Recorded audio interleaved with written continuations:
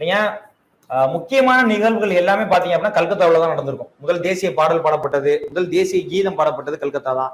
அதுக்கப்புறம் இங்க என்ன அப்படின்னா தலைமை தாங்கினது யாருன்னு பாத்தீங்கன்னா அன்னி பெசன்ட் அப்படின்றவங்க. அன்னி பெசன்ட் தலைமை தாங்கியது யார் அப்படின்னு பாத்தீங்கன்னா அன்னி பெசன்ட்.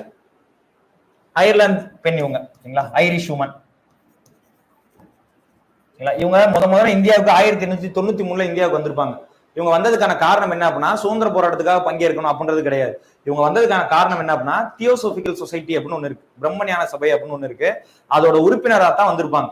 உறுப்பினராக வந்ததுக்கு அப்புறம் அதோட தலைவரா எஸ் ஆல்காட் அப்படின்றவர் இருந்திருப்பாரு. 1907 அவர் மரணம் அடைஞ்சிருவார். அவருடைய மறைவுக்கு பின்பு அந்த பிரம்மஞான சபையின் தலைவராக பொறுப்பேற்றவர் தான் யார் அப்படின்னு பாத்தீங்கன்னா அன்னி பெசன்ட் அப்படின்றவங்க. அவங்க கொஞ்சம் காலகட்டத்துல என்ன பண்றாங்க அப்படின்னா இந்த தன்னாட்சி இயக்கம் அப்படின்றத ஒண்ணு இந்தியாவில் ஆரம்பிச்சு இந்திய சுதந்திர போராட்டத்துக்காக பங்கேற்கிறாங்க.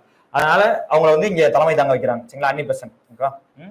இதுல என்ன சிறப்பு, இந்த மாநாட்டுல என்ன சிறப்பு அப்படின்னு பாத்தீங்க அப்படின்னா இது வரைக்கும் நம்ம பார்த்தோம்ல காங்கிரஸ் மாநாடு 1885 இருந்து பாத்துக்கிட்டு இருக்கோம். முக்கியமான மாநாடுகள் பாத்துக்கிட்டு இருக்கோம்.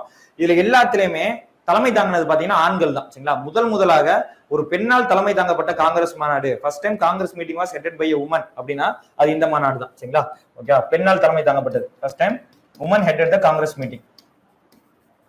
அப்ப இதை கேட்பாங்க, பெண்ணால் தலைமை தாங்கப்பட்ட காங்கிரஸ் மாநாடு எங்கு நிகழ்ந்தது, எந்த ஆண்டு நிகழ்ந்தது, இல்ல காங்கிரஸ் மாநாட்டுக்கு தலைமை தாங்கிய முதல் பெண் யார் அப்படின்னு கேட்டாங்கன்னா அன்னி பெசன்ட் அப்படின்றவங்க தான். வேற என்ன இந்த மாநாட்டுல முக்கியமான விஷயம் நடந்துருச்சு அப்படின்னு பாத்தீங்க அப்படின்னா நடந்துச்சு அப்படின்னா காங்கிரஸுக்குன்னு சொல்லி ஒரு கொடி அறிமுகப்படுத்தப்பட்டிருக்கும். அன்னி பெசன்ட் அறிமுகப்படுத்திருப்பாங்க. சரிங்களா, Congress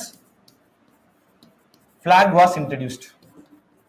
Congress flag was introduced. சரிங்களா, ஓகே. இதை விட ரொம்ப முக்கியமானது பெண் தலைவர். முதலாக எல்லா இடத்துலயுமே இந்த முதல் அப்படின்னு வருதுனாலே அது ரொம்ப இம்பார்ட்டன்டா தான் இருக்கும். சரிங்களா, அப்ப காங்கிரஸ் மாநாட்டுக்கு தலைமை தாங்கிய முதல் பெண் தலைவர் எந்த மாநாடு அப்படின்னு பாத்தீங்க அப்படின்னா இதுதான். சரிங்களா.